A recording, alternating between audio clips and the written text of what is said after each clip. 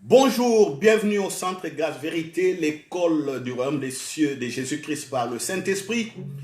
Aujourd'hui donc, nous allons continuer notre thème sur la prière de notre Père, la 5e partie.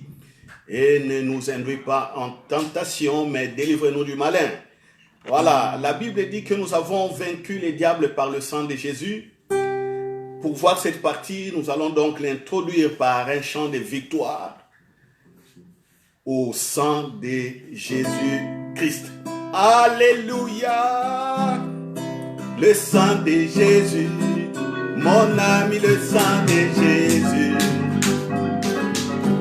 Mon ami, le sang de Jésus. Mon ami, le sang de Jésus. Mon ami, le sang de Jésus. Le sang de Jésus. Mon ami, le sang de Jésus. Mon ami, le sang de Jésus. Oh, mon ami, le sang de Jésus. Mon ami, le sang de Jésus. De victoire, mon ami, le sang de victoire. Mon ami, le sang de victoire. Mon ami, le sang de victoire, mon ami, le sang de victoire, de la paix, mon ami, le sang de la paix, mon ami, le sang de la paix, mon ami, le sang de la paix, mon ami, le sang de la paix, de la vie, mon ami, le sang de la vie. Mon ami, le sang de la vie. Mon ami, le sang de la vie. Mon ami, le sang de la vie. De la joie, mon ami, le sang de la joie. Mon ami, le sang de la joie. Mon ami, le sang de la joie, mon ami, le sang de la joie. Oui, le sang de Jésus nous a délivrés de la loi du péché et de la mort. Nous avons la victoire par ce sang. Aujourd'hui, nous sommes fils de Dieu par ce sang. Oui, nous n'avons plus besoin d'aller en Israël, ni à Jérusalem, ni dans les Jourdains nous faire rebaptiser. Parce que le sang de Jésus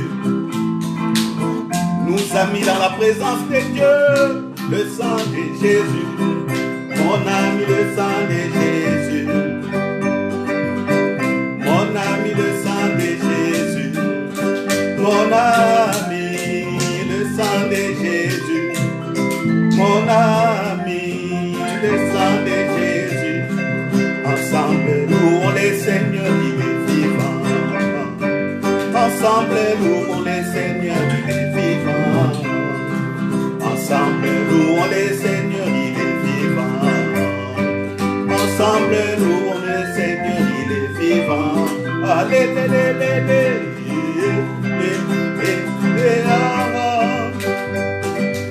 les Seigneurs, il est vivant.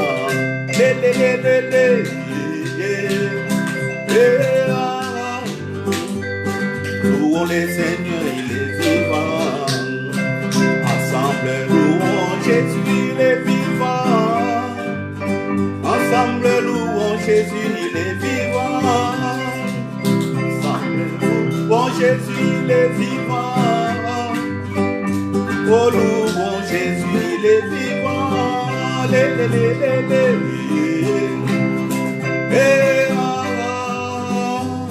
Louons les Seigneurs, il est vivant.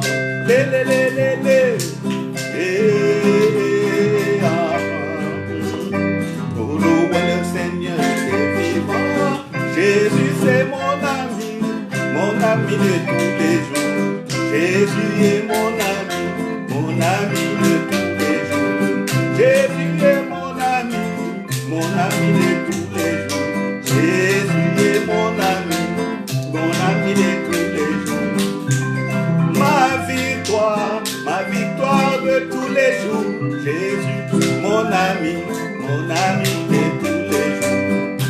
Jésus est mon ami de tous les jours. Jésus est mon ami de tous les jours. Oh, il est ma paix, ma joie de tous les jours. Jésus est mon ami de tous. Il est mon ami tous les jours. Oh, de tous les jours, de tous les jours. Oh oui, je vois la gloire de mon Père. Oui, je vois la puissance de mon Dieu. Oui, je vois la gloire de mon Père. Oui, je vois la puissance de mon Dieu. En Jésus-Christ, en Jésus-Christ, en Jésus-Christ. Oui, je vois la paix de mon Père. Oui, je vois la joie de mon Dieu. Oui, je vois la paix de mon Père.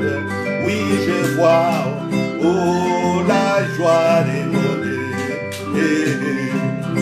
En Jésus-Christ, en Jésus-Christ, en Jésus-Christ. Oui, je vois l'amour agapao. Oui, je vois la vie Zoé. Oui, je vois l'amour agapao. Oui, je vois la vie Zoé. Jésus-Christ, en Jésus-Christ, en Jésus-Christ. Oui, je vois la puissance de mon Père. Oui, je vois le règne de mon Dieu. Oui, je vois la puissance de mon Père. Oui, je vois le règne de mon Dieu. En Jésus-Christ, en Jésus-Christ, en Jésus-Christ. Chantez, levez vos mains là où vous êtes. Célébrez, célébrez, célébrez, célébrez, célébrez, célébrez. Avec des cris de joie. Ouh.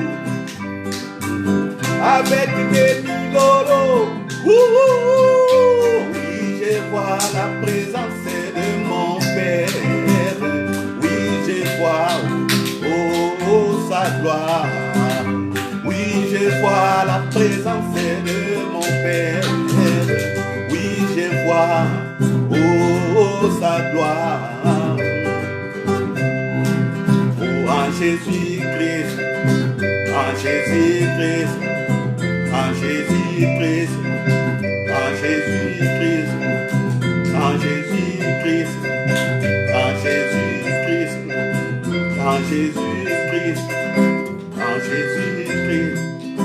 En Jésus-Christ. Alléluia, alléluia. Merci les chars de feu pour votre accompagnement. Merci. Que la grâce de mon Père continue à couler dans vos vies. Je vous bénis, mes fils.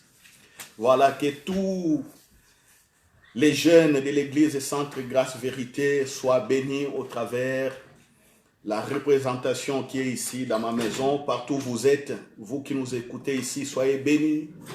Parents, papa, maman et vos enfants, soyez tous bénis, je vous aime au nom de Jésus-Christ. Oui, Père, merci pour l'étude biblique qui va éclairer des multitudes, qui va nous donner encore la force pour aller de l'avant. Voilà, au nom de Jésus-Christ, Amen. Voilà, la prière de notre Père, vous connaissez les versets, Matthieu chapitre 6, à partir du verset 5 jusqu'à 13, mais je vais lire simplement la prière aujourd'hui.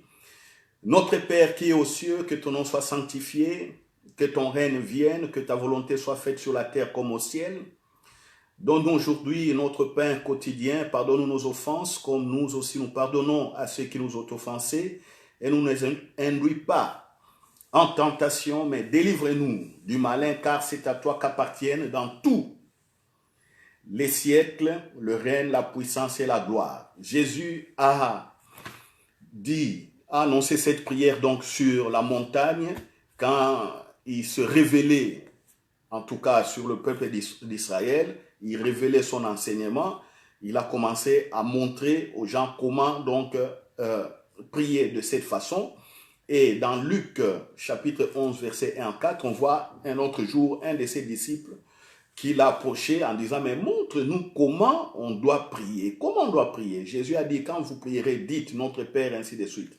Mais en réalité, comme on a vu, le disant ainsi, Jésus s'adressait à qui? À quel type de personnage? En ce moment-là, personne ne connaissait Dieu.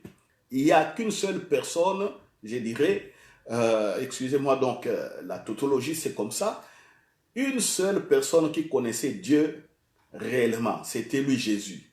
Il a démontré, en tout cas pendant tout le temps de son ministère, de sa vie terrestre, que ce qu'il disait s'accomplissait. Ainsi, il a accompli les prédictions qu'on appelle les prophéties des prophètes, en tout cas qui ont annoncé sa venue il y a au moins 4000 ans. 4000 ans avant qu'il ne vienne. Si on part déjà du jardin d'Éden à partir d'Adam, ça fait 4000 ans, on passe par les Noé, ainsi de suite, les Moïse, les David, les Ésaïe et les autres. Voilà, donc Jésus a accompli tant de prophéties pour montrer qu'il est Dieu. Voilà. Alors, ici, quand on lit plutôt Matthieu chapitre 6, Jésus n'était pas encore crucifié et ressuscité. Donc, il s'adressait à quel type de personnage? Il s'adressait aux personnes qui ne connaissaient pas Dieu, des personnes qui n'avaient pas une relation avec Dieu. Vous voyez? Vous allez me dire, oh non, il y avait des Moïse, il y avait des David, tout ça. La Bible nous dit, tous ces gens-là, comme nous allons le voir encore aujourd'hui, tous ces gens-là n'étaient que des serviteurs. Mais quand Jésus est venu comme Fils de Dieu. Alléluia. Donc, il avait l'identité de Dieu. Étant venu comme fils, il était Dieu d'abord. Et puis, il nous a montré comment servir. C'est pourquoi on l'appelait tantôt aussi serviteur. Mais quand on met les deux ensemble, c'est la nature qui vient devant. C'est l'identité qui vient devant. La nature de Jésus, c'est qui? Sa nature est divine. Il est Dieu, qui s'est dépouillé de sa divinité, il est venu sur la terre, il a commencé à servir. C'est de là d'où vient le mot serviteur. Mais en réalité, Jésus est Dieu. Alléluia. Donc comprenez cela, parce que ce sont, je dirais, des pieux. Comme on dit, quand on veut fixer une tente, vous voyez, on tire les cordes et puis on les attache à des pieux tels que quand le vent souffle, la tente ne s'envole pas. Ou en d'autres termes, ce sont des fondations. À l'époque, on ne connaissait pas encore le ciment, les moellons pour faire des fondations. On faisait des pieux. Après, la construction a évolué, on a commencé par des fondations. Vous voyez? Et maintenant, aujourd'hui, on sait construire, même sous les eaux. Donc, on met des bétons qui résistent à l'eau. Une fois que ça touche l'eau, hein, on met dans des, je dirais, dans des moules comme ça, on fait descendre du béton et quand on va enlever les moules, on voit que l'armature là tient des siècles et l'eau n'arrive pas à les faire écouler. Donc, c'est des repères, c'est des fondations, c'est des pieux qu'il faut connaître. Vous êtes fils et filles de Dieu avant que vous ne soyez serviteur ou ayez une autre qualification au pasteur, prêtre, apôtre, prophète, ainsi de suite. Vous êtes d'abord fils. Et le fils vit dans la maison, vit dans la présence éternelle et absolue de son Père. Et quand vous vivez dans cette présence, il y a une communion, il y a une relation. Vous pouvez écouter le Père régulièrement. Il peut aussi vous parler. Et puis, il nous affecte les anges pour nous accompagner dans le service. Comprenez cela, sinon, tout ce que je suis en train de développer sur la prière de notre Père va passer à côté. Commencez d'abord par là. Alléluia. Alors ici, on voit Jésus enseigner.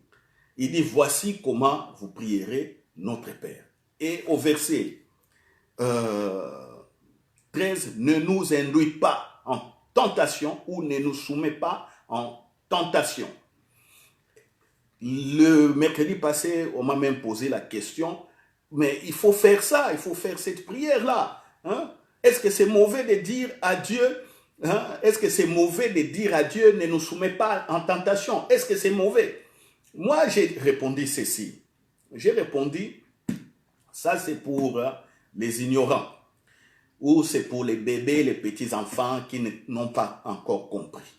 Mais en réalité, qu'est-ce qui...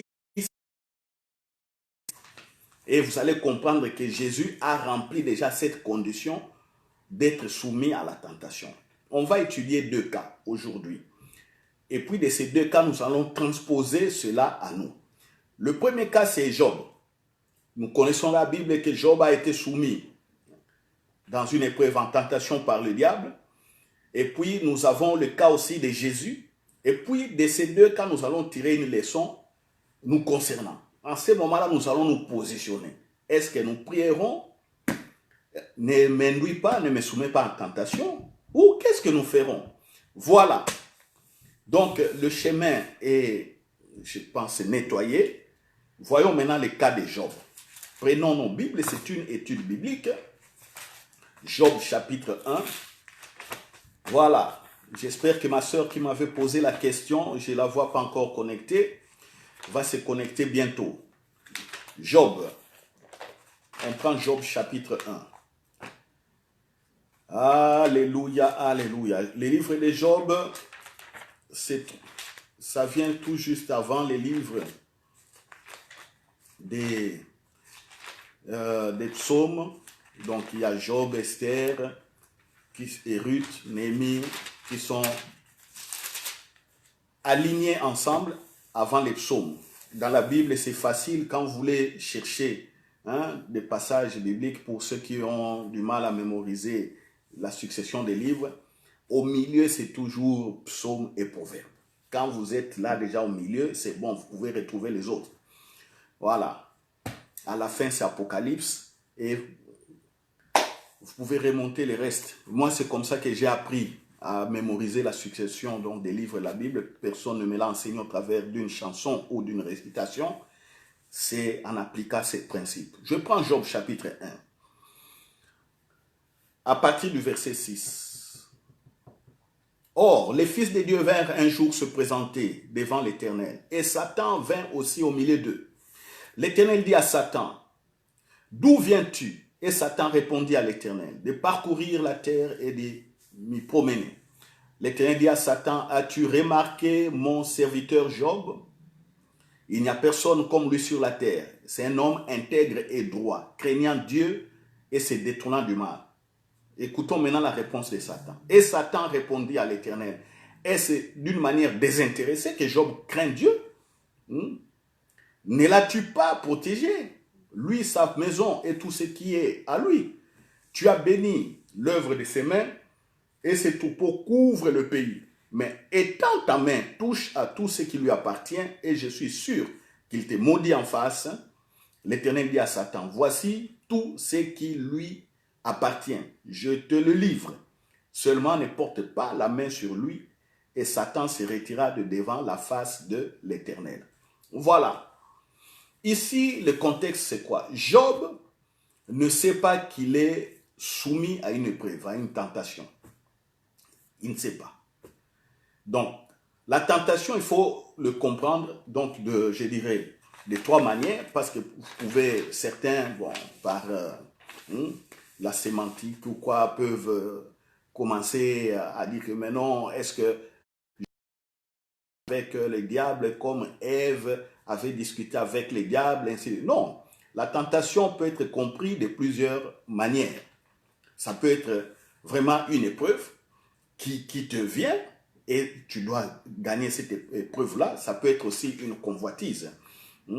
Tu es en train de convoiter des choses parce que derrière les choses que tu convoites, il y a des démons, il y a l'envoûtement, hein, il y a peut-être des mauvaises incantations qui viennent sur toi, et dans la distraction, tu tombes dans la convoitise et voilà, tu tombes dans le péché.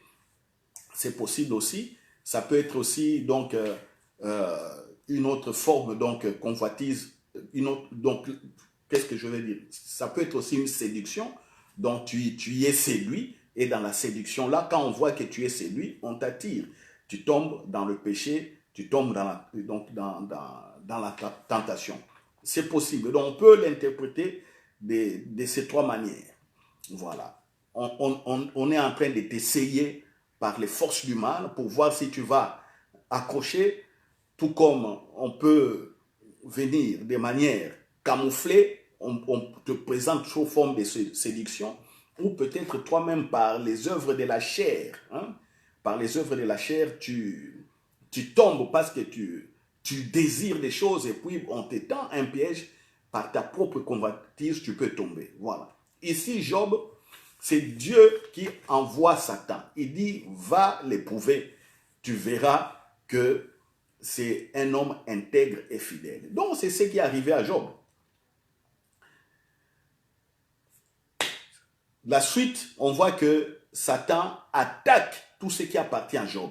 Ses affaires, ses chameaux, sa société de transport. Il avait plusieurs chameaux pour faire des courses. Ses ânesses qui faisaient les transports à l'époque. Donc, tous ces biens, ces champs étaient attaqués, ces vaches attaquées. Et en fin de compte, ses enfants ont été même tués. Imaginez-vous qu'en un seul jour, Job reçoit plusieurs nouvelles. Un, la société de transport. Il n'y avait pas d'avion à l'époque. Sa société de transport, des chameaux, a été détruite. Deuxième société de transport, c'est avec les ânes, ou les ânesses, a été détruite. La société de fabrication de lait, les vaches, détruites. Sa société de textile, il avait des moutons, des brebis qui fabriquaient du textile, des habits, tout ça. Hein? Sa société de textile, détruite. Il avait ses champs, agriculteurs. Tout est détruit. En fin de compte, ses enfants ont été détruits par un vent violent qui a bousculé, qui a fait écouler les murs sur les enfants de Job. Job reçoit toutes ces nouvelles en un seul jour. Oh, quelle souffrance! On voit que Job résiste. Au verset 22, en tout cela, Job ne pécha point et n'attribua rien d'injuste à Dieu. Et Satan revient encore. Donc là, je suis à Job chapitre 2. Or, les fils de Dieu vinrent un jour se présenter devant l'Éternel, et Satan vint aussi au milieu d'eux, se présenter devant l'Éternel. L'Éternel dit à Satan, d'où viens-tu? Et Satan répondit à l'Éternel, de parcourir la terre et de m'y promener. L'Éternel dit à Satan, as-tu remarqué mon serviteur Job? Il n'y a personne comme lui sur la terre, c'est un homme intègre et droit, craignant Dieu et se détournant du mal. Il demeure ferme dans son intégrité et tu m'excites. Voilà, j'aimerais bien que vous compreniez ici, et tu m'excites. Si la Bible vous appartient, veuillez souligner et tu m'excites. Ça va nous permettre de comprendre cette partie des prières Notre Père. Et tu m'excites à le perdre sans motif. 4. Et Satan répondit à l'Éternel, peau pour peau, tout ce que possède un homme, il le donne pour sa vie. Mais étends ta main, touche à ses os et à sa chair, et je suis sûr qu'il te maudit en face. L'Éternel dit à Satan, voici, je te les livre. Seulement épargne sa vie. Donc, Dieu a permis que Satan envoie la maladie dans le corps de Job. Et Satan se retira de devant la face de l'Éternel. Puis, il frappa Job d'un ulcère malin depuis la plante du pied jusqu'au sommet de la tête. Et Job prit un tesson pour se gratter et s'assit sur la cendre. Sa femme lui dit, tu demeures ferme dans ton intégrité. Maudit Dieu et meurs. Mais Job lui répondit, tu parles comme une femme insensée. Quoi? Nous recevons de Dieu le bien et nous recevrions pas aussi le mal. Et tout cela, Job ne pécha point par ses lèvres. Voilà. Job secoué même dans sa santé. Job dit, bon, ça vient de Dieu, je comprends. Il dit ça vient de Dieu. Oui, ça vient de Dieu, mais Job ne savait pas que c'était le diable maintenant qui attaquait. Et sa femme, oh nos sœurs, ici ce n'est pas toujours les sœurs parce qu'il y a tout aussi les hommes qui sont comme ça. Il dit non, maudit Dieu, maudit et meurt. Mais Job a refusé de le faire. Alors, à la suite, Job, quand vous lisez chapitre 3, Job, à cause de la douleur, Job n'a pas maudit Dieu, mais Job a commencé à se maudire lui-même. Et Job, lui-même aussi, a commencé à préférer de mourir. Parce que la souffrance était tellement intense, il voulait qu'il meure. Chapitre 3, verset 1, 2 et 3, je prends par exemple, je lis. Après cela, Job ouvrit la bouche et maudit le jour de sa naissance. Il prit la parole et dit, périsse. Et la nuit qui dit, un enfant mâle est conçu. Donc, il a commencé à maudire sa vie. Il dit, mais pourquoi il était né? Il maudit même le ventre de sa mère. Il a dit, mais non, il fallait que ce jour-là, ce qui envoûte même hein, les seins d'où je suis venu, dans le ventre de ma mère, que je ne sois pas né. Et puis il continue, si j'étais mort comme un avorton, hein, un bébé qui ne voit pas les jours, un mort-né, ça allait être bien, j'allais être au repos, j'allais sous... Vous voyez, à cause de cela, Job commençait à se maudire lui-même, à parler du mal sur lui, mais dans sa bouche, il ne maudissait pas Dieu. À la fin, quand on lit à la fin, j'ai raccourci l'histoire, donc à la fin, quand on prend Job chapitre Job 40,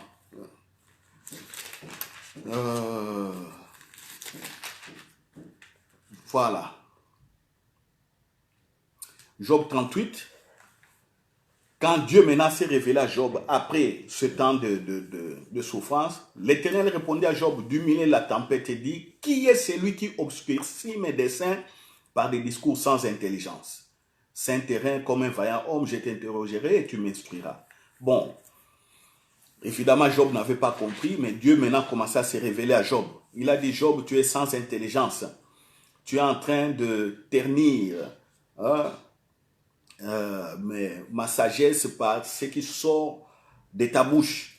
Alors il a commencé à poser à Job des questions. Voilà, au chapitre, il répondit à Job du milieu de la tempête et dit, saint terrain comme un vaillant homme, je t'interrogerai et tu m'instruiras. Anéantiras-tu jusqu'à ma justice? Me condamneras-tu pour te donner droit? Vous voyez ce que Dieu dit à Job. Job, tu vas me condamner pour te justifier. As-tu un bras comme celui de Dieu? Une voix tonnante comme la sienne?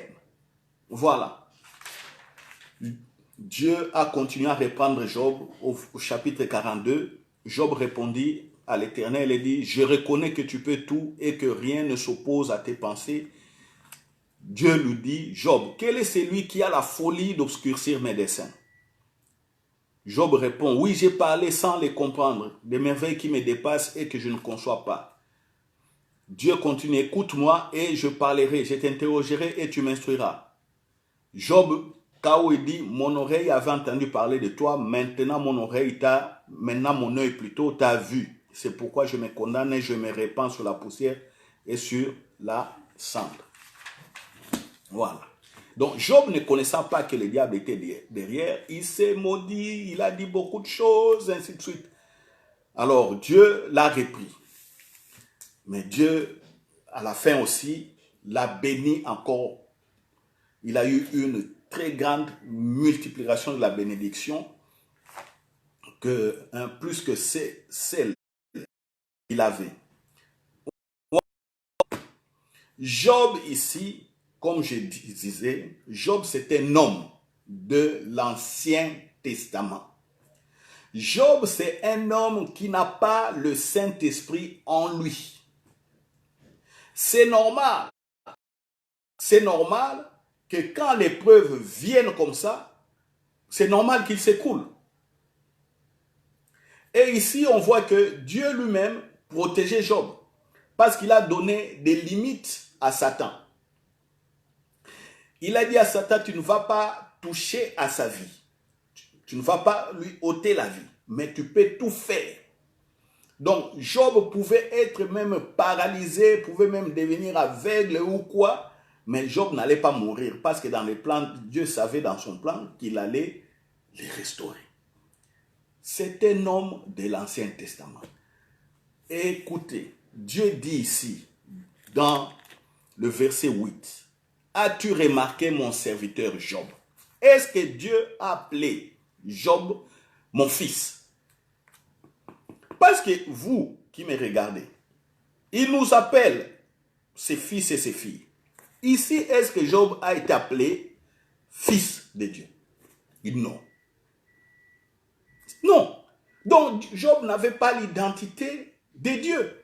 C'est normal que celui qui n'a pas l'identité ou la vie Zoé en lui, c'est lui qui n'a pas la sagesse de Dieu en lui, par le Saint-Esprit. C'est normal que de telles personnes tombent ou s'écroulent pendant les tentations. C'est normal. Mais celui qui a l'Esprit de Dieu ne peut pas s'écrouler comme Job. Ou du moins s'il s'écroule, là ça devient peut-être l'ignorance ou la volonté, je dirais, personnelle qui agit. Regardez Jésus. Jésus, on prend Jésus. Jésus dans Luc chapitre 4. Prenons Jésus. Maintenant. 4. Luc chapitre 4. Verset 1. Jésus rempli du Saint-Esprit. Est-ce qu'on a dit ça à Job?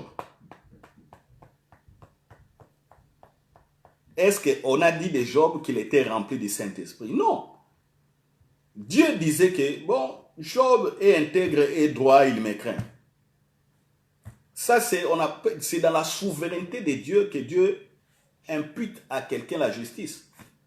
Ça, c'est la souveraineté de Dieu qui a donné cette grâce-là à Job comme ça. Mais est-ce que Job avait le Saint-Esprit ou était rempli du Saint-Esprit? Non. Job était encore sous la loi du péché et de la mort héritée par Adam. Le péché que Adam avait fait. Le premier Adam, on voit ici le dernier Adam. Le dernier Adam, c'est Jésus qui va créer une nouvelle race de ce qu'on appelle des fils et des filles de Dieu. Dès la chute d'Adam jusqu'à Jésus, personne n'avait le Saint-Esprit et était rempli du Saint-Esprit comme Jésus. Même quand on regarde les Moïse, non, Moïse, homme plein d'esprit et tout ça. Oui, ça c'est une présentation. Mais en réalité, l'Esprit Saint ne vivait pas en Moïse. Et quand on voit l'histoire de Moïse à la fin dans Jude, pour ceux qui ne savent pas, dans Jude c'est vraiment le dernier livre avant Apocalypse. Pour ceux qui ne savent pas, Jude chapitre 9, la Bible dit, « Or l'archange Michel, lorsqu'il contestait avec le diable et lui disputait le corps de Moïse, n'osa pas porter contre lui un jugement injurieux, mais il dit que le Seigneur te réprime. » Voilà. On dit que même pour Moïse, le diable est venu se disputer le corps de Moïse avec Michel. Parce que quand Moïse a rendu l'âme sur la montagne, parce que Moïse n'a pas de cimetière, c'est l'ange Michael qui est venu prendre le corps pour le ramener dans la présence de Dieu.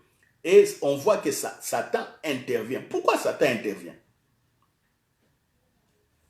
Parce que pour Satan, ça ne pouvait pas se faire que quelqu'un qui est sous la loi du péché comme ça ait un droit tel celui-là d'être transporté dans la présence de Dieu. Non. Satan dit non. Donc Satan utilise ici la loi du péché contre Dieu. Mais Dieu est souverain parce que c'est Dieu lui-même qui accomplit la loi. C'est ainsi qu'on dit que Jésus a accompli la loi. En Christ, on voit qu'il y a la fin de la loi et c'est le début maintenant de la justice de Dieu. La justice pour nous qui croyons, qui donnons notre cœur à Jésus. Quand vous lisez Romains chapitre 5, vous allez trouver tout cela, tout ce que j'ai dit. Vous voyez donc, Jésus, rempli du Saint-Esprit, ce qui n'est pas dit de Job, fut conduit par l'Esprit dans le désert où il fut tenté par le diable pendant 40 jours, ou pour être tenté par le diable. Je vais vous dire ici, on appelle ça en anglais les crash tests, ou en français crash test, c'est-à-dire les tests de choc. Vous voyez, quand on construit des voitures, on doit toujours tester si la carrosserie des voitures là supporte des chocs. Alors, qu'est-ce qu'on fait? On met des mannequins dans la voiture et puis on lance la voiture avec le mannequin devant un mur à béton. La voiture peut venir par exemple à 100 km à l'heure, à 50 km à l'heure, ça dépend de ce que les ingénieurs estiment faire. Et la voiture va cogner très fort ce béton, la voiture va, la carrosserie sera complètement déclassée et les ingénieurs viennent voir comment faire des moules pour construire des bons pare-chocs, des capots, pour éviter que le choc, le choc arrive jusqu'au conducteur. Alors, ils regardent aussi les crânes de mannequins, là où ça a été déchiré, là où ça a été fissuré, et puis ils vont essayer encore d'améliorer la structure de la voiture. Alors, plus tard, on a créé des airbags. Même avec les airbags, on a fait plusieurs chocs, des chocs frontales. La voiture doit frapper comme ça devant le béton où on met une pression latérale. Le mannequin est là, mais la pression, la force vient de côté, frappe la voiture. On voit comment la voiture réagit. On appelle ça des crash tests. Alors, une fois qu'on a atteint un certain niveau de sécurité, on dit que voilà, en tout cas, les tôles de la voiture doivent avoir cette forme, doivent être composées de telle matière, parce que c'est résistant, ça peut protéger les occupants de la voiture. Tout comme ça peut protéger aussi les piétons quand une voiture tamponne, écrase un piéton. On voit la déformation du pare-choc, on dit que les piétons, en tout cas à cette vitesse, les piétons peuvent être sauvés. Bon, gloire à Dieu si un jour on arrive à faire des voitures que même s'ils tamponne un piéton à 100 km à l'heure, le piéton ne va pas mourir. Si on arrive à ce niveau-là, vraiment, ça sera vraiment une grâce. Mais les scientifiques, eux, ne voient pas l'impossibilité. Les scientifiques continuent à étudier. Donc ici, Jésus subit un crash test. Il est amené au désert pour être tenté. Et là, au désert, pendant 40 jours, le diable les tente. Le diable lui dit, si tu es fils de Dieu, ordonne à cette pierre qu'elle devienne du pain. Jésus lui répondit, il est écrit, l'homme ne vivra pas de pain seulement. Le diable, l'ayant élevé, lui montra à un instant tous les royaumes de la terre et lui dit, je te donnerai toute cette puissance et la gloire de ces royaumes, car elle m'a été donnée et je la donne à qui je veux. Si donc tu m'adores, elle sera toute à toi. Jésus lui répondit, il est écrit, tu adoreras le Seigneur ton Dieu et tu le serviras lui seul. 9. Le diable le conduisit encore à Jérusalem, le plaça sur le haut du temple et lui dit, si tu es fils de Dieu, jette-toi d'ici en bas, car il est écrit, il donnera des ordres à ses anges à ton sujet, afin qu'ils te gardent. Et ils te porteront sur leurs mains, de peur que ton pied ne heurte contre une pierre. 12. Jésus lui répondit, il est dit, tu ne tenteras point le Seigneur ton Dieu. Le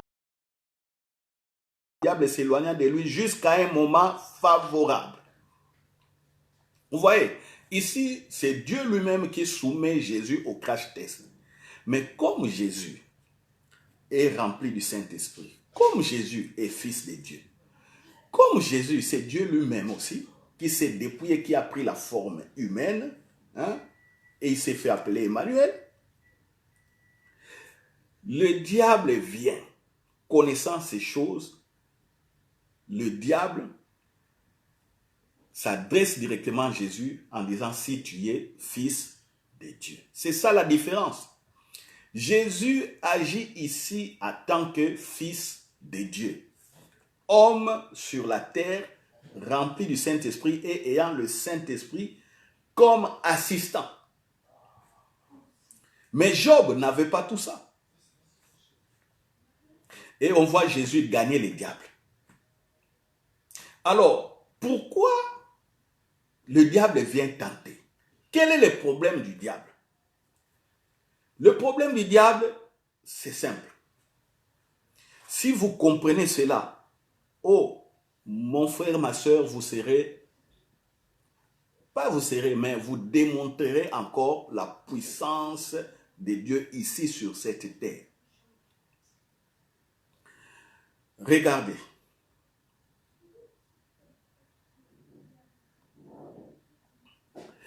Quand on lit dans Job chapitre 1,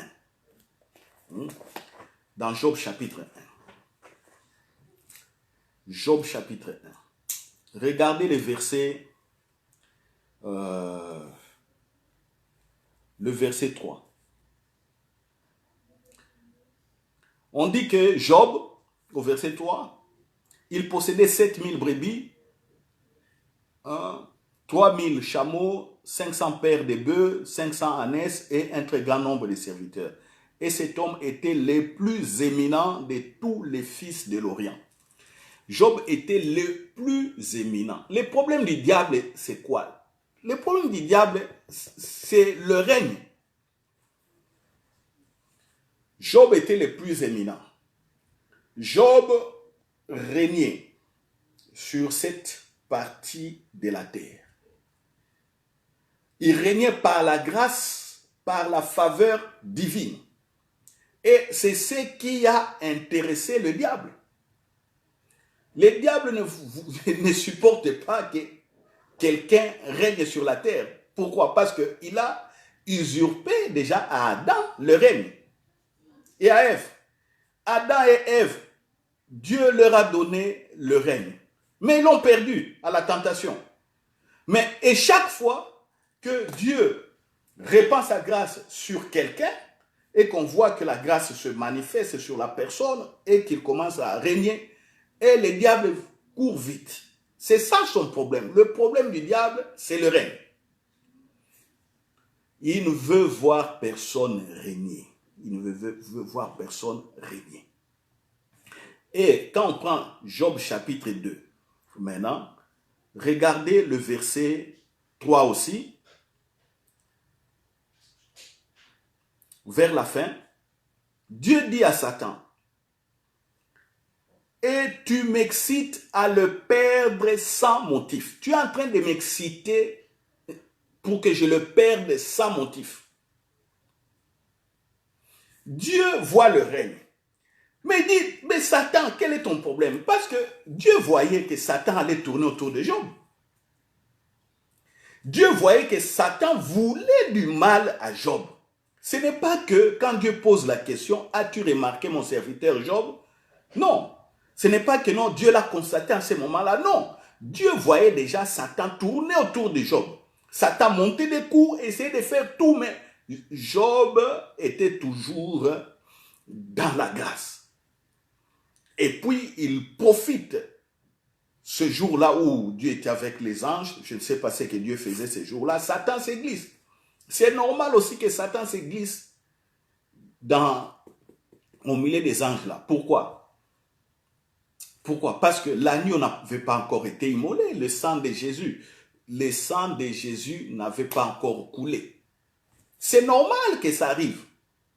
C'est comme ça qu'il avait pu bloquer la réponse de l'ange Gabriel, par l'ange Gabriel. Quand l'ange Gabriel venait donner la réponse à Daniel, il a combattu l'ange Gabriel et Michael est venu pour libérer l'ange Gabriel. Il a fait une guerre contre Satan et il a libéré l'ange Gabriel. C'est normal tout ça.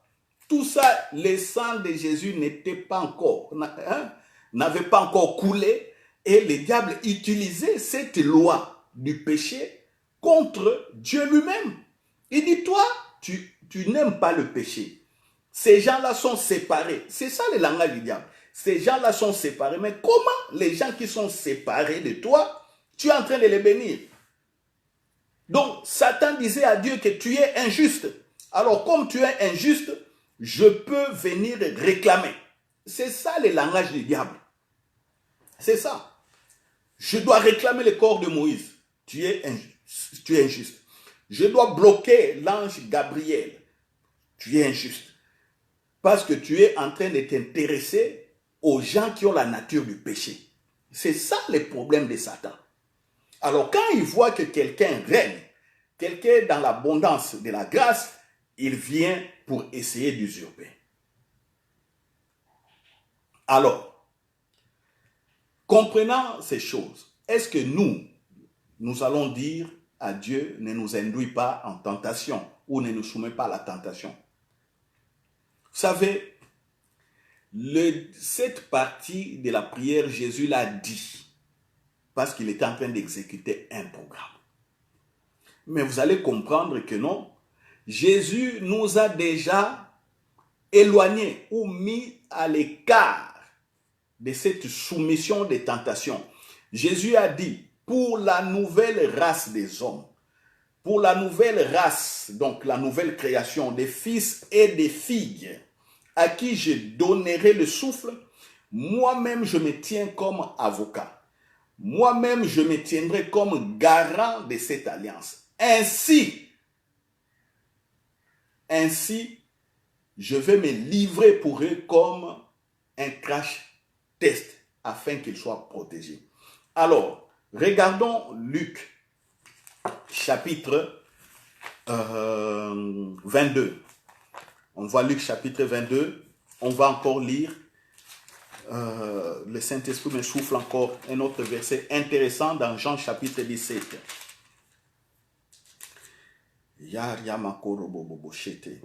Voilà. On commence d'abord par Luc 22. Luc 22.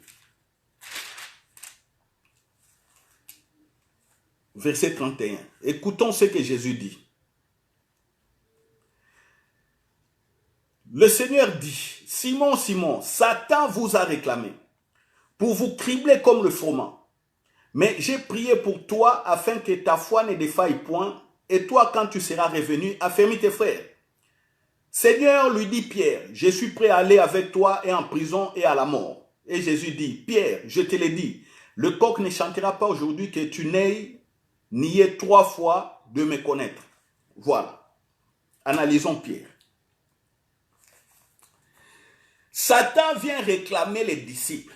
Pourquoi Satan était venu réclamer les disciples de Jésus? Le problème de Satan, c'est le règne. Vous savez pourquoi? La réponse est dans Luc chapitre 10. Vous allez comprendre cette affaire de règne. Alors, quand nous disons que nous sommes dans le royaume des cieux, nous allons comprendre que nous avons la puissance et l'autorité sur les diables. C'est inutile de dire que non, protège-nous des tentations, Jésus a accompli tout cela. C'est ce que je suis en train de dire. Donc, il faut bien me suivre. Suivez-moi bien. Luc chapitre 10. Verset 1 à 24. Ça, c'est un très long texte. Comme c'est une étude, vous pouvez relire ça vous-même. Mais, prenons le verset 9. Jésus a choisi 72 disciples, ou 70 disciples plutôt, 70 autres disciples, à part les 12 qui étaient là, il les a envoyés. Il a dit allez faire la mission. Mais dans la mission, qu'est-ce que vous allez dire dans la mission? Ou qu'est-ce que vous allez faire? Il leur a dit dans le verset 9, guérissez les malades qui s'y trouveront et dites-leur, le royaume de Dieu s'est approché de vous. C'est-à-dire le royaume des cieux est venu vers vous. C'est-à-dire le règne est venu. C'est-à-dire Dieu est revenu sur la terre. Dites-leur ça. Alors, pour que les gens voient que le règne est venu sur la terre, vous verrez que des maladies incurables ou curables, quand vous irez dans ces maisons, les maladies seront guéries. Les lépreux seront purifiés. Les boiteux seront guéris, les aveugles verront et les démons aussi vous seront soumis. Alors, les disciples rentrent parce qu'ils n'étaient pas parmi les 12, donc c'était 70 autres. Au verset 17, les 70 réveillèrent avec joie, disant, Seigneur, les démons même nous sont soumis en ton nom. Ils étaient étonnés. Ils disent, même les démons sont soumis. Jésus leur dit, je voyais Satan tomber du ciel comme un éclair. Satan tombait du ciel. Le ciel ici, ce n'est pas l'atmosphère où il y a des étoiles, où il y a des astres. Non. Le ciel ici, c'est le règne du diable, le trône du diable. Donc, le règne du diable était mis en mal quand ces gens-là parlaient aux gens que le royaume est revenu, Dieu est venu sur la terre et nous venons à vous au nom de notre maître Jésus. Il nous a dit, on l'a vu faire. Et comme il nous a envoyé, nous faisons la même chose. Les gens étaient étonnés. Ici, c'est une question de règne. C'est une question du règne. Et écoutez maintenant le verset. Toutes choses m'ont été données par mon Père et personne ne connaît qui est le Fils, si ce n'est le Père, si ce n'est le Fils, et c'est lui à qui le Fils veut le révéler. Et se tournant vers les disciples, il leur dit en particulier, heureux les yeux qui voient ce que vous voyez, car je vous dis que beaucoup de prophètes et de rois ont désiré voir ce que vous voyez et ne l'ont pas vu, entendre ce que vous entendez et ne l'ont pas entendu. Le problème du diable ici, c'était quoi? Il a vu les gens rentrer dans le règne. Dites amen là où vous êtes. Dites amen. C'est ça le problème du diable. C'est pourquoi dans Luc chapitre 22, Luc 22, comme on a lu, Luc 22, verset 31-32, il vient réclamer les disciples. Il a dit, laissez-moi, je vais les broyer comme on broie les foufous de manioc ou comme on broie la semoule. On prend les blés, on les broie comme on broie les maïs pour devenir farine. Je vais les broyer vraiment comme ça. Laisse. Voyez. Donc, le diable voulait répéter l'affaire de Job. C'est ça. Il voulait répéter, c'est l'affaire de Job. Ce qu'il a fait avec Job, en allant, en désirant Job, en allant l'accuser chez Dieu, Dieu a dit non, je te permets, vas-y. Il voulait faire ça. Mais Jésus a refusé que les disciples soient livrés à Satan. Est-ce que vous comprenez? Quand Jésus refuse que vous soyez livrés à Satan, alors pourquoi vous allez prier en disant « Oh, ne me soumets pas en tentation, ne m'induis pas en tentation ». Donc vous voyez que cette partie-là n'est plus valable. La prière de notre Père. Jésus l'a dit, mais Jésus l'a exécuté. Les ignorants continueront à réciter, à prier en dessous, sur leur lit, en dessous de leur lit, je ne sais pas où, quand les choses arrivent, oh non, Père en tout cas, que ce qui est arrivé à Job ne m'arrive pas, ne m'induit pas en tentation. Oh, amen, amen. Ils croient qu'ils ont prié, non. On voit ici Jésus refuse au diable ce qui est permis pour Job. Et il dit à Pierre, Pierre dit, oh, écoutez Pierre, Jésus a dit, j'ai pris pour toi pour que la foi ne défaille point. Est-ce que Pierre avait la foi en ce moment-là? Si Pierre avait la foi, il n'allait pas renier Jésus. C'est ce que vous devez comprendre aussi. Tous les disciples en ce moment-là, aucun d'eux n'avait la foi. Parce que la foi est venue après la résurrection. Jésus a soufflé, comme on a vu déjà dans les vidéos précédentes, dans les prédications précédentes, dans Jean chapitre 22. Je les rappelle parce qu'il y a, je vois qu'il y a des personnes qui nous ont pris sur la route. Je leur fais un petit rappel. Ils vont lire donc dans Jean chapitre 20. Jean chapitre 20. Après ces paroles, quand Jésus est apparu aux disciples à la résurrection, après ces paroles, il souffla sur eux et leur dit, recevez le Saint-Esprit. Il souffle sur eux comme au commencement, comme Dieu avait soufflé vivant. Ici, les disciples sont devenus des nouvelles créatures, des nouvelles créations. Ils ne sont plus disciples, mais ils passent des disciples aux fils et filles. Ça, c'est dans Jean chapitre 20, verset 16. Au cimetière, c'est que Jésus a dit à Marie. Jésus lui dit, Marie, elle se retourna. Elle lui dit en hébreu, Rabouni, c'est-à-dire maître. Jésus lui dit, ne me touche pas car je ne suis pas encore monté vers mon Père, mais va trouver mes frères et dis-leur que je monte vers mon Père et votre Père, vers mon Dieu et votre Dieu. Le Père de Jésus est devenu ton Père, est devenu mon Père. C'est pourquoi nous avons cette nature divine. Par les souffles du Saint-Esprit qui est en nous. Une fois que nous donnons notre cœur à Jésus, nous sommes nés de nouveau. Voilà. Et comme Jésus était en train d'accomplir cette mission, il ne pouvait pas permettre au diable de venir cribler les disciples. Ça allait déranger le ministère de Jésus et le travail de Jésus. Jésus refuse. Voilà. Déjà au crash test, après, dans les 40 jours de jeûne et prière, Jésus a gagné le diable. On a dit que le diable est parti pour un moment favorable, c'est-à-dire il allait retourner. Alors, il est retourné de plusieurs manières. En empêchant Jésus de faire le ministère, en créant des oppositions, en allant même se faire accuser Jésus des princes, des démons. Vous voyez? Pour ternir l'image, mais Jésus était constant. Jésus était fils de Dieu et Jésus continuait le ministère comme fils de Dieu. Alors, regardons maintenant la prière de Jésus avant ou l'avant-dernière prière de Jésus. Voilà, l'avant-dernière prière, une longue prière que Jésus a faite, Jean chapitre 17.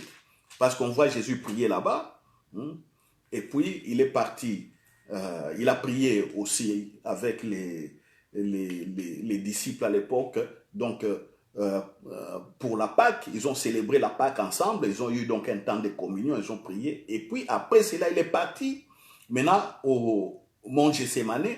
C'est là où il priait et on est venu l'arrêter. Mais voici une des dernières prières puissantes de Jésus. Jean chapitre 17 au verset 14. Écoutez ce que Jésus dit. Jésus dit, il prie le Père. Il dit, je leur ai donné ta parole et le monde les a haïs, parce qu'ils ne sont pas du monde. Comme moi, je ne suis pas du monde. Je ne te prie pas de les ôter du monde, mais de les préserver du mal. Jésus prie déjà pour nous que nous soyons protégés, préservés du mal ou du malin. C'est la même chose. Alléluia. Que nous soyons préservés du mal ou du mal. On voit, il prie pour les disciples, les Pierre et les autres. On voit encore ici, dans Jean 17, il prie encore pour que nous soyons préservés. Préservés. Donc, après cette prière, donc je dirais, après cette prière, Satan est venu maintenant réclamer les disciples. Voici la logique. Même si j'ai dit que voilà, ça c'était donc, c'est une des dernières prières de Jésus. Mais la logique, c'est comment? Jésus a achevé l'œuvre.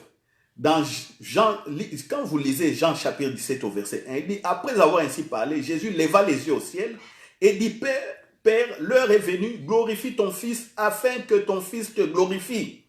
Selon que tu lui as donné pouvoir sur toute chair afin qu'il accorde la vie éternelle, la vie Zoé, à tout ce que tu lui as donné, afin qu'il souffle, afin que les gens reçoivent la vie Zoé.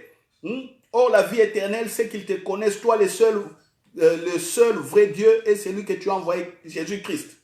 Voilà.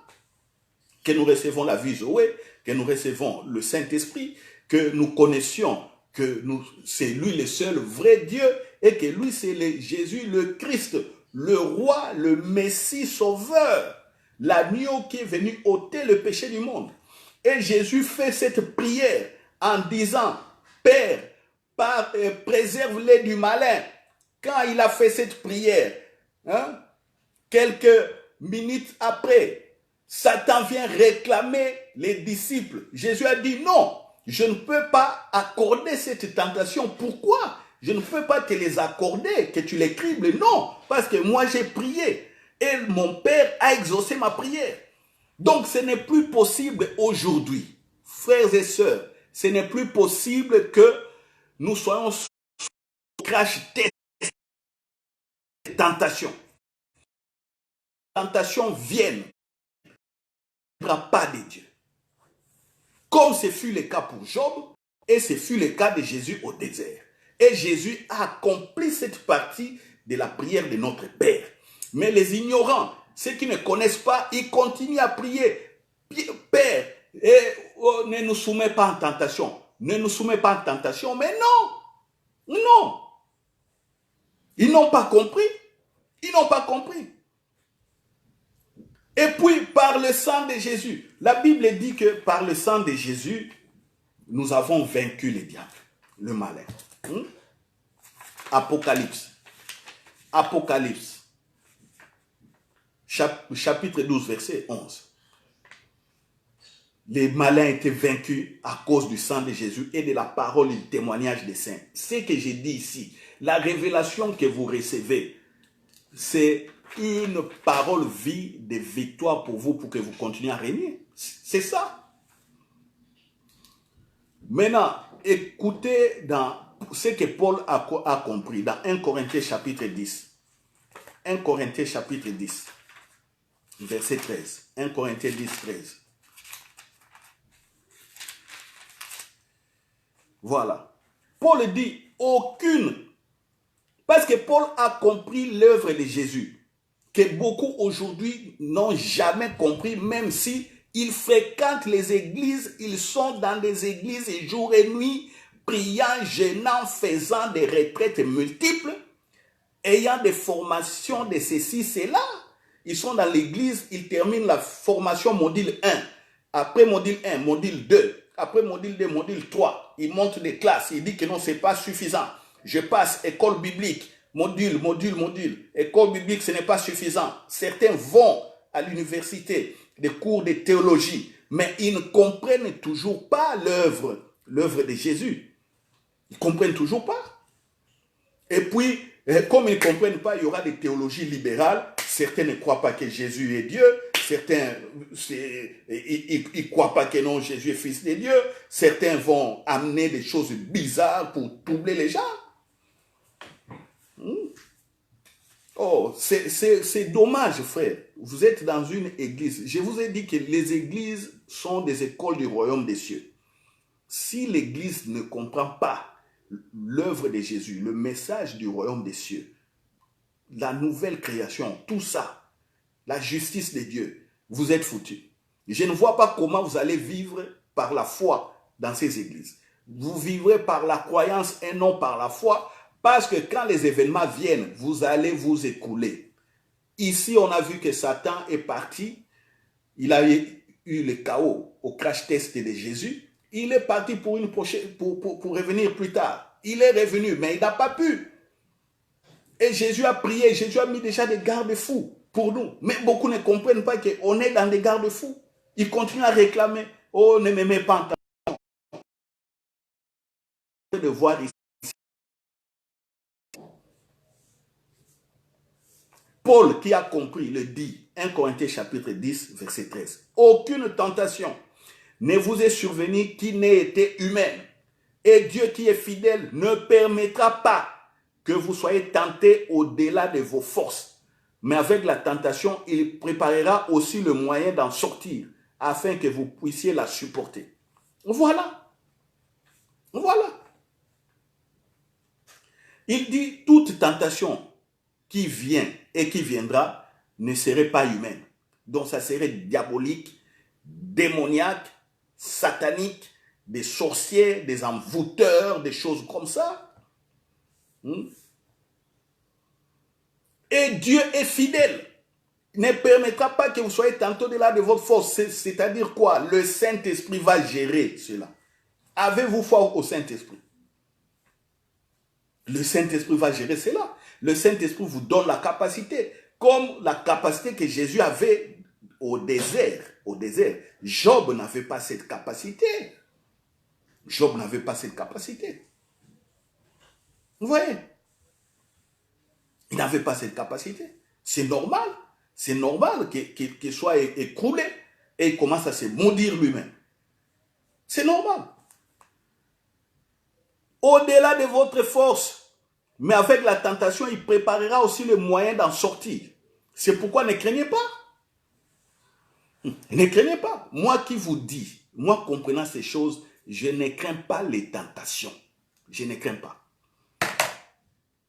Parce que j'ai le discernement de l'esprit. Je vois certaines choses arriver. Je vois. Et je médite comment m'en sortir. Je vois. Même si on me piège, je tombe dans un piège, je sortirai. Je suis sûr, je sortirai. Je sortirai. Même si on m'empoisonne, je ne mourrai pas. Je l'ai dit. Vous allez dire, oh, tel est mort de poison. Non, non, non, non. Je vous dis, même si on m'empoisonne, je ne mourrai pas. Parce que j'ai déjà vu Jésus-Christ comme ça venir me parler et me montrer que le poison ne va pas me tuer, ni la sorcellerie ne va me tuer. J'ai eu des épreuves, des pièges, des sorciers. J'ai vu tout. Des sorciers en réunion pour me tuer. J'ai vu tout ça. J'ai expérimenté des choses. Des sirènes envoyées par des femmes pour venir me faire tomber. J'ai vu ça. J'ai délivré ces personnes.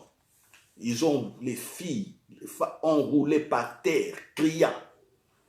J'ai vu ça. J'ai vu de mes propres yeux.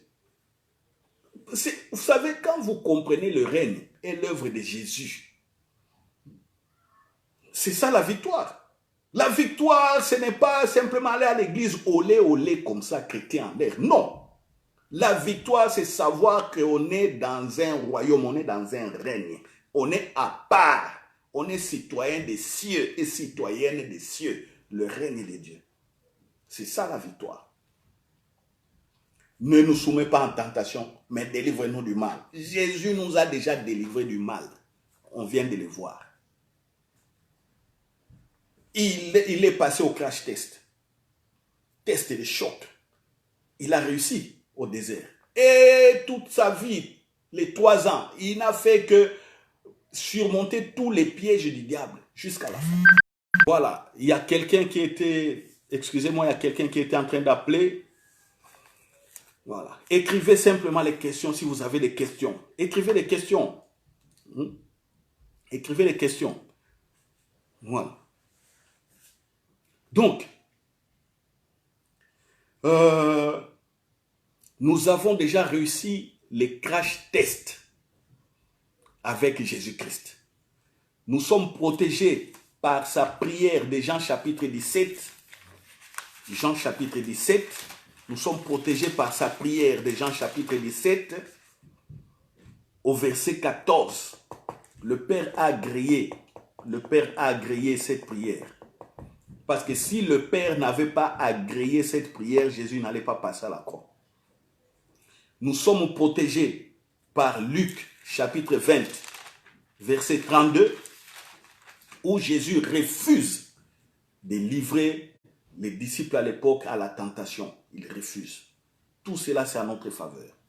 À la fin, il nous donne son sang. Alléluia. Alléluia. Est-ce que vous me comprenez? Le diable viendra. Il viendra toujours tenter. Mais nous avons la force et le discernement d'esprit par le Saint-Esprit.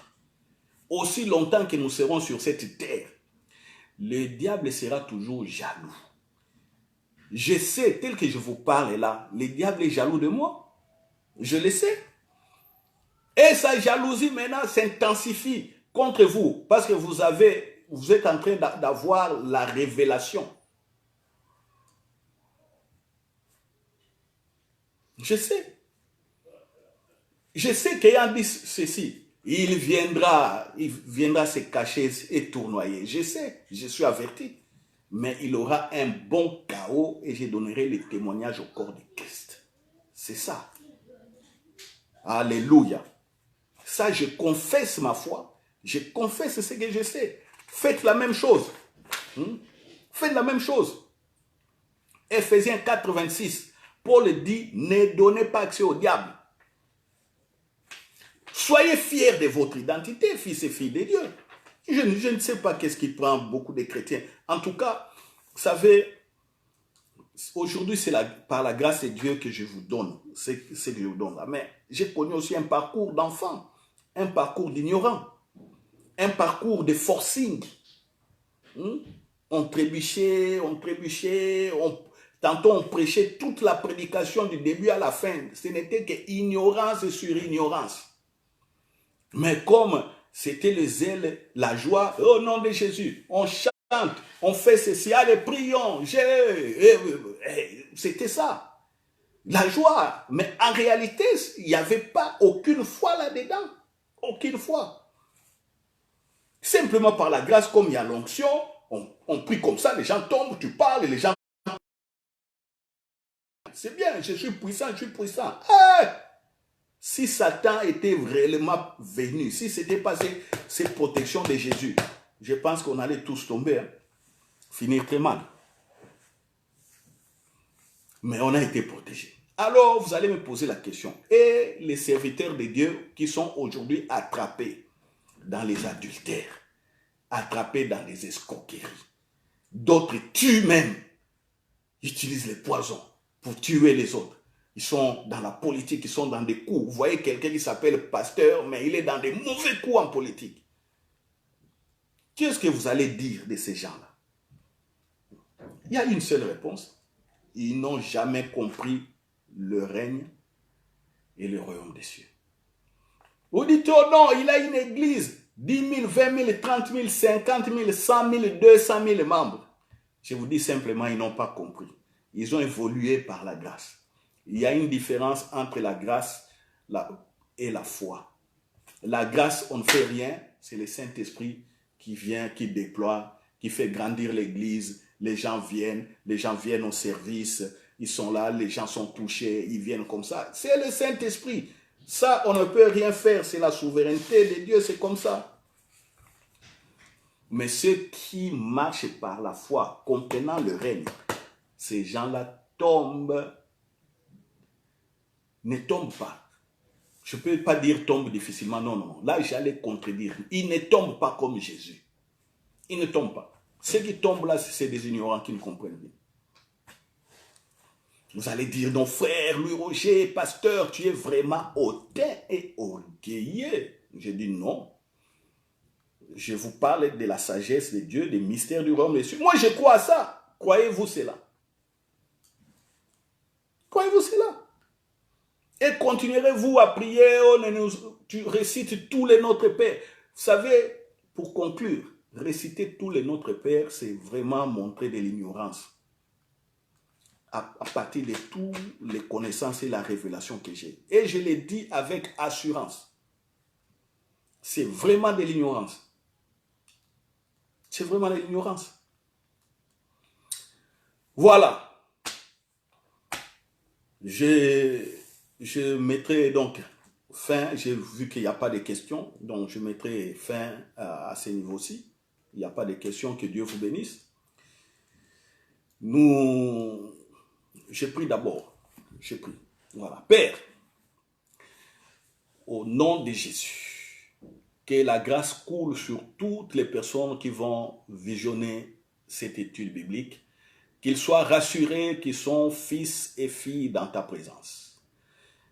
Et que tu ne nous livres pas en tentation, parce que Jésus l'a fait déjà pour nous.